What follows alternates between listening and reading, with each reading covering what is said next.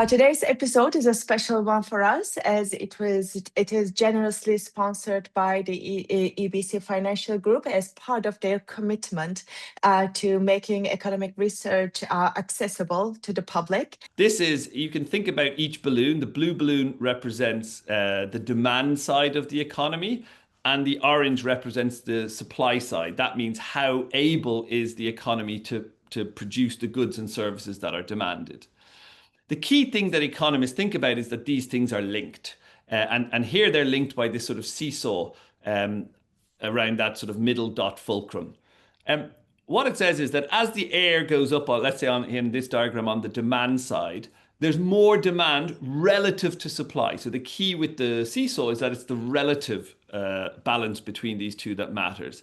And when there's more demand, we tend to think that inflation goes up above its sort of normal rates of 1.5% to 2% in most countries.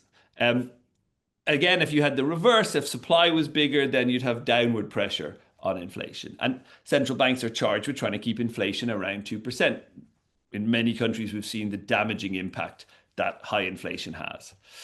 Then we explain to them how the interest rate can do that. And actually it works through adjusting the air in the balloon for demand. So if you raise the interest rates, then households want to save more and spend less, and businesses don't want to invest and hire so many people because the cost of loans and borrowing goes up. That means there's less household and business demand, less new jobs are created, and we get this demand more in line with supply. Okay, I'll show you this one picture from this particular intervention. The blue is how people thought in advance, and you can see this looks where unemployment and inflation are positively correlated.